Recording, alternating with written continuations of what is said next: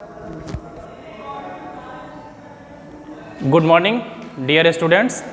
आज हम लोग जो है क्लास 12 का सेकेंड चैप्टर गास के प्रमेय का अध्ययन करेंगे। तो गास के प्रमेय का चैप्टर का शुरू करने से पहले कुछ तथ्यों को जानना ज़रूरी है, जैसे क्षेत्रफल सदिश, घन कोण, वैद्युत फ्लक्स। तो जान लेते हैं पहले क्षेत्रफल सदिश के बारे में। एरिया वेक्टर, क्षेत्रफल सदिश।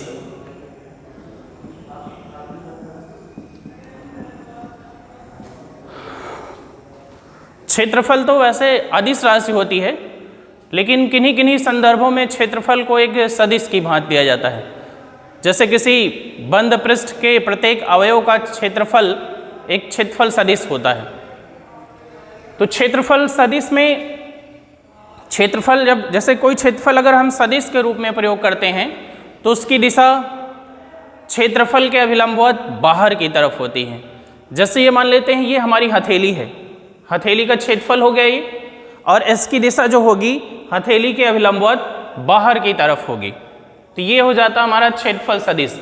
क्षेत्रफल सदिश को वेक्टर ए से प्रदर्शित करते हैं। जैसे vector A equal to A into n cap, जहाँ पर ए जो है क्षेत्रफल का परिमाण है और एन कैप जो है उसकी दिशा को बताता है। ये यूनिट वेक्टर है।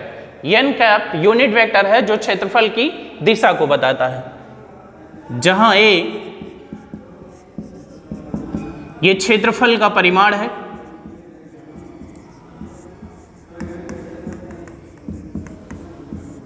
और एन कैप जो है ये एकांक सदिश है।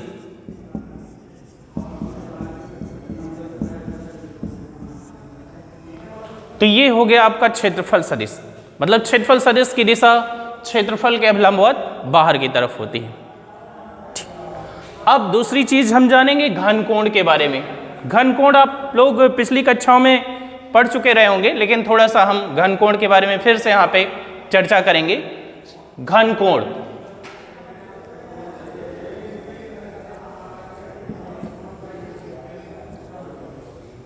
इसको सॉलिड एंगल भी कहते हैं। सॉलिड एंगल,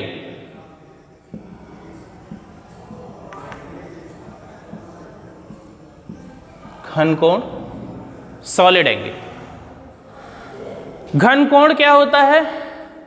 जैसे गोले के किसी भी पृष्ठ क्षेत्रफल द्वारा, गोले के किसी भी पृष्ठ क्षेत्रफल द्वारा उसके केंद्र पर बनने वाला कोण, गोले के किसी भी क्षेत्रफल अवयव या पृष्ठ क्षेत्रफल द्वारा उसके केंद्र पर बनने वाला कोण घन कोण कहलाता है।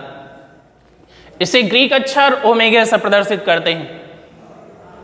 घन कोण को ओमेगा से प्रदर्शित करते हैं,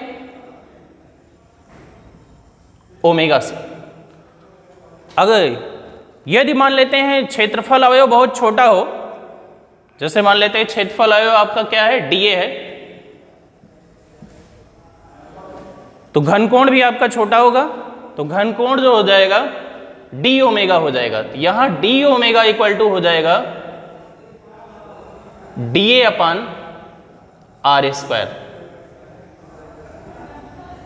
जहां पर डीए जो है क्षेत्रफल अवयव है और आर जो है गोले की त्रिज्या है।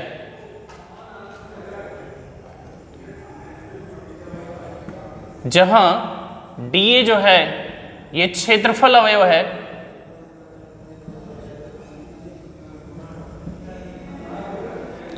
और आर जो है गोले की त्रिज्या है।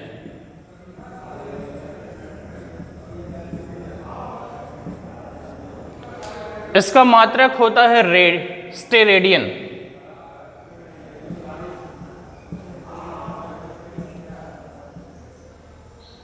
घनकोण का मात्रक स्टेरेडियन होता है। ठीक, यदि हम मान लें कि यदि क्षेत्रफल गोले के पृष्ठ पर नहीं है तो हम उस क्षेत्रफल का गोले के पृष्ठ पर प्रक्षेप ले लेते हैं, वो हो जाएगा dA cos थीटा। तब घन कोण ओमेगा बराबर हो जाएगा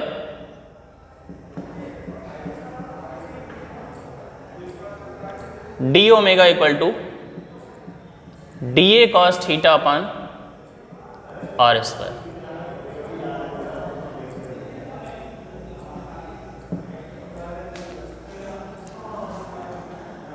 यदि ये जो क्षेत्रफल अवयव हम लिए हैं मान लीजिए गोले के पृष्ठ पर नहीं है, तो r त्रिज्या के गोले के लिए r त्रिज्या का एक हम गोला ड्रा कर लेंगे और उस क्षेत्रफल अवयव का जो गोले के पृष्ठ पर प्रक्षेप आएगा वो dA cos थीटा होगा और तब घन कोण डी ओमेगा बराबर हो जाएगा dA cos theta upon r square. अब नेक्स्ट चीज हम जानते हैं, नेक्स्ट चीज का अध्ययन करेंगे हम जो है ये वैद्युत फ्लक्स। अगला पॉइंट है वैद्युत फ्लक्स।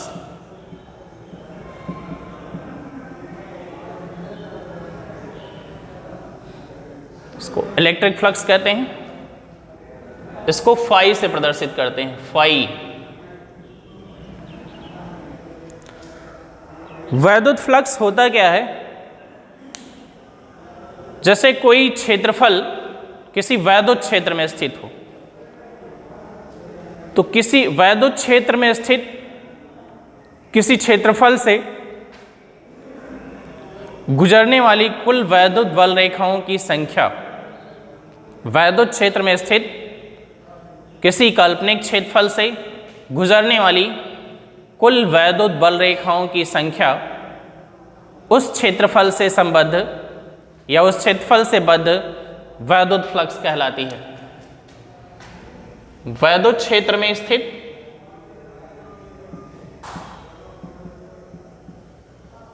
वैद्युत क्षेत्र में स्थित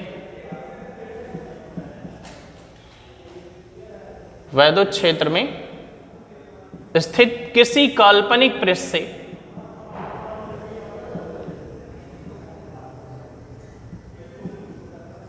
किसी काल्पनिक पृष्ठ से गुजरने वाली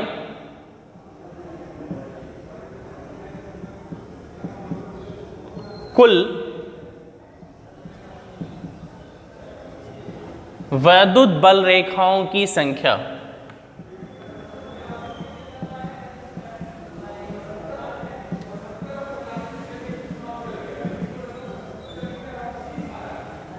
उस पृष्ठ से बद्ध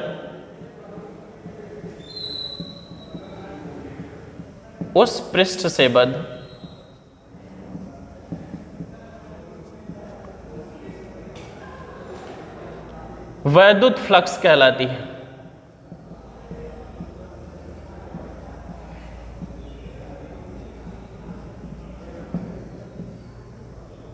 इसे फाई से प्रदर्शित करते हैं, इसे फाई से प्रदर्शित करते हैं।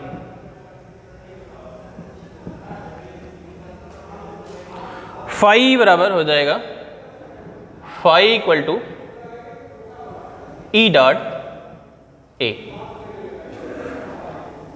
मैथमेटिकली फॉर्म में फाई इक्वल टू होता है ई डॉट ए, जहां जो ई क्या है, जहां ई जो है वैद्युत क्षेत्र की तीव्रता है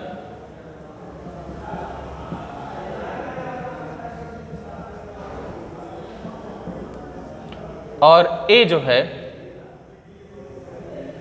क्षेत्रफल है। फाई बराबर ई डॉट ए या फाई इक्वल टू हो जाएगा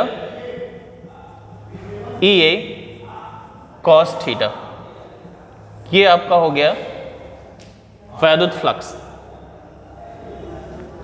इसका मात्रक देख लेते हैं। इसका मात्रक हो जाएगा वैद्युत क्षेत्र E बराबर F बाई क्यू होता है, तो इसका मात्रक हो जाएगा न्यूटन बटा कूलम इंटू क्षेत्रफल का मात्रक होता है मीटर स्क्वायर। तो इसका मात्रक हो जाएगा न्यूटन मीटर स्क्वायर प्रति कूलम, न्यूटन मीटर स्क्वायर प्रति कूलम।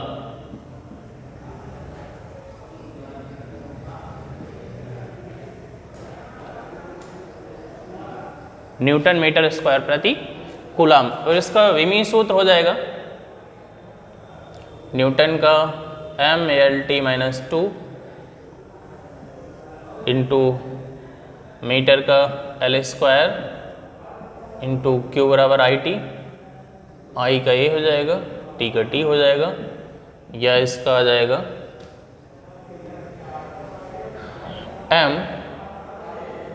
m/L³ T की पावर -3 A-1, m L की घात 3 हो जाएगा और T की पावर ये -2 -1 ऊपर जाएगा -3 और A की पावर -1, ये आपका हो जाएगा विमीय सूत्र। अब हम गॉस के प्रमेय का अध्ययन करेंगे। ये तो हो गया आपका वैद्युत फ्लक्स, घन कोण और क्षेत्रफल सदिश। अब हम गॉस के प्रमेय का अध्ययन करेंगे। तो चलिए जानते हैं गॉस का प्रमेय।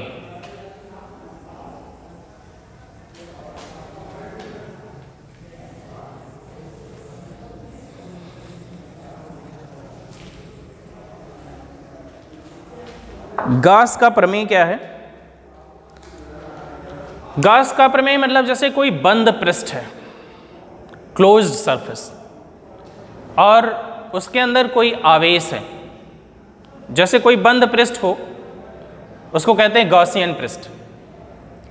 जैसे कोई बंद पृष्ठ है और उससे घिरा हुआ आवेश Q हो, तो गॉस का प्रमेय कहता है कि किसी बंद पृष्ठ से गुजरने वाला कुल वैद्युत फ्लक्स उस पृष्ठ द्वारा घिरे कुल आवेश या नेट आवेश का 1/ε0 गुना होता है।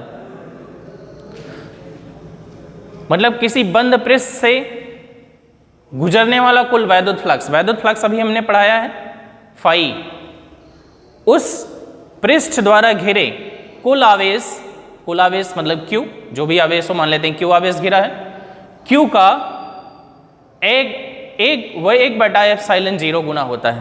तो इसका स्टेटमेंट लिख लेते हैं हम लोग। किसी बंद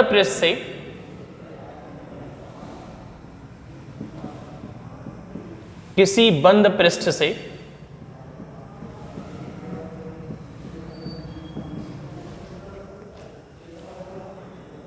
गुजरने वाला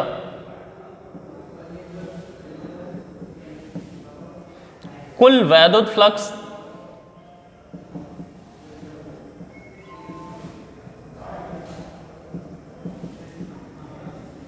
किसी बंद पृष्ठ से गुजरने वाला कुल वैद्युत फ्लक्स उस पृष्ठ से घिरे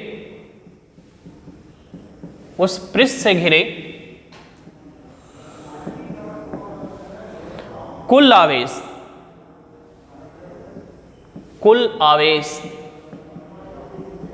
Q का 1/ε0 गुना होता है।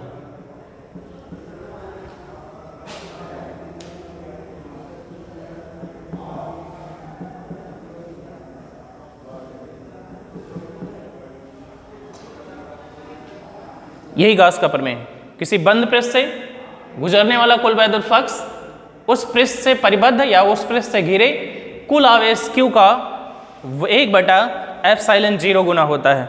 मान लेते हैं कि उस क्लोज सरफेस से गुजरने वाला वैद्युत फ्लक्स फाई है, तो फाई बराबर हो जाएगा Q इंटू 1 अपान एप्सिलॉन 0 या एप्सिलॉन नॉट, ये हो जाएगा गॉस का प्रमेय। इसको अब हम सिद्ध करते हैं, मतलब फाई इक्वल टू हो जाएगा q upon epsilon 0, phi equal to हो जाएगा क्यू अपान एप्सिलॉन 0। चलिए इसका प्रूफ,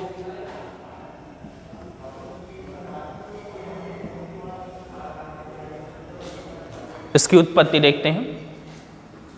प्रूफ में देखते हैं, मान लेते हैं ये कोई बंद पृष्ठ है, ये एक बंद पृष्ठ है और बंद पृष्ठ के अंदर यहां एक बिंदु O है। इस बिंदु O पर प्लस Q चार्ज रखा हुआ है। इस बंद पृष्ठ के अंदर बिंदु O पर एक प्लस Q चार्ज रखा हुआ है। एक बंद पृष्ठ है जिसका क्षेत्रफल मान लेते हैं है, और इसके सरफेस पर, इस बंद पृष्ठ के सतह पर मान लेते हैं हम कोई क्षेत्रफल अवयव dA ले लेते हैं।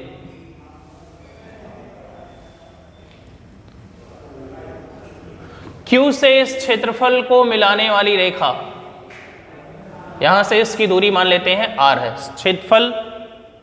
क्षेत्रफल अवयव की बिंदु O से दूरी क्या है? r है। और इसकी दिशा में जो यूनिट वेक्टर है वो मान लेते हैं n कैप है। और क्षेत्रफल, ये जो क्षेत्रफल लिए हैं, क्षेत्रफल पर डाला हुआ अभिलंब जो है ये मान लेते हैं dA, इस डायरेक्शन में है। और इसके बीच जो एंगल है वो मान लेते हैं क्या है? थीटा है। मतलब क्षेत्रफल की दिशा और इसको वैद्युत क्षेत्र की दिशा, यही वैद्युत क्षेत्र की दिशा भी होगी आपकी। क्षेत्रफल की दिशा और वैद्युत क्षेत्र की दिशा के बीच का जो एंगल है वो मान लेते हैं हम क्या है? थीटा है। तो इस क्षेत्रफल का जो गोले के पृष्ठ पर प्रक्षेप आएगा वो हो जाएगा dA cos थीटा हो जाएगा। तो चलिए हम जो है प्लस Q आवेश के कारण, हम प्लस Q आवेश के कारण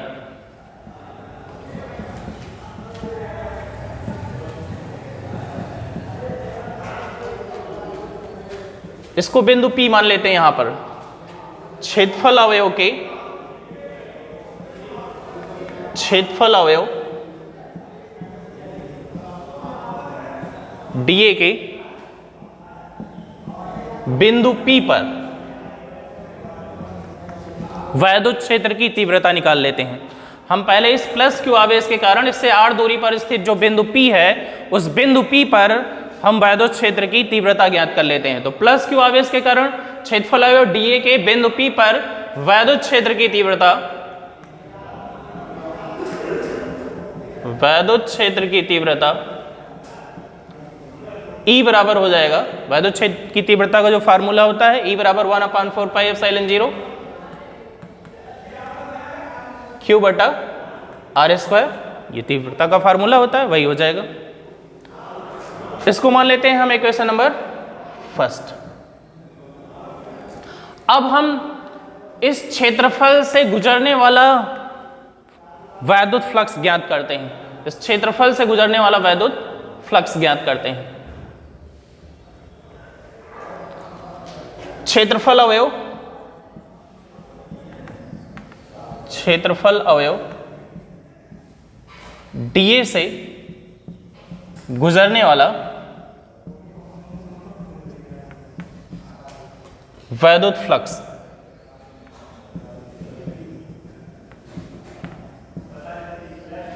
छोटा सा क्षेत्रफल अवयव है इसलिए गुजरने वाला वैद्युत फ्लक्स भी छोटा होगा, उसको dA से प्रदर्शित करेंगे। dA बराबर हो जाएगा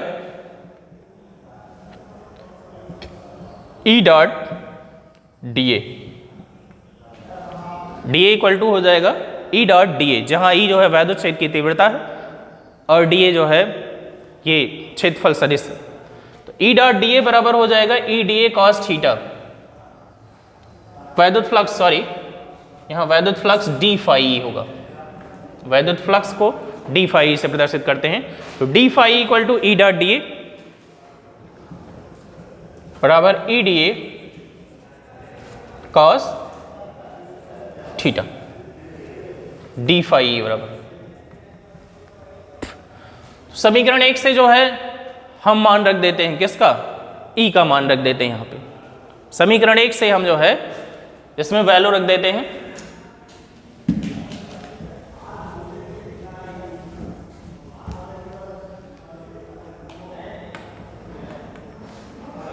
समीकरण 1 से ई का मान रख देते हैं,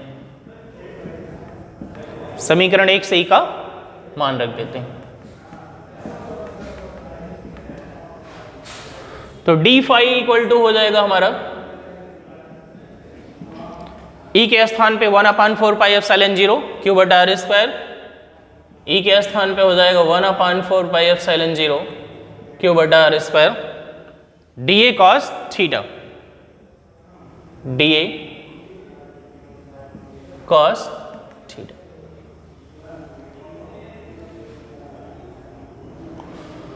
और चूंकि हम जानते हैं ये हो जाएगा, या डी फाई इक्वल टू हो जाएगा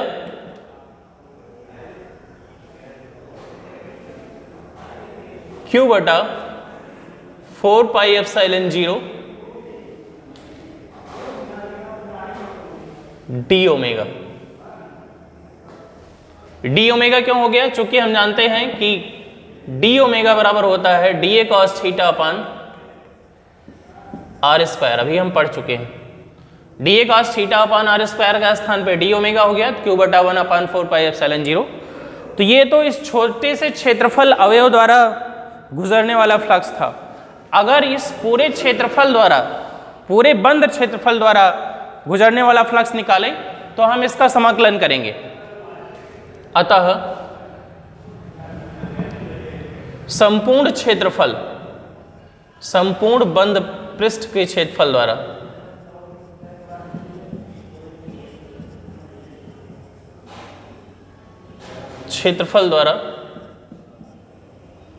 गुजरने वाला कुल फ्लक्स, गुजरने वाला कुल फ्लक्स, तो इसको हम समाकलन कर देंगे। इंटीग्रल ऑफ डी फाई बराबर क्यू बटा 4 पाई epsilon 0 integral of D omega.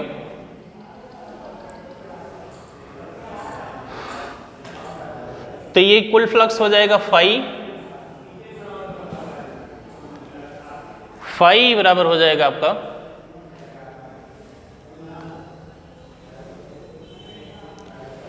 हाँ, एक चीज और जान लेते हैं कि ये हो जाएगा 1/4 पाई एप्सिलॉन 0 क्यू और ये हो जाएगा 4 पाई।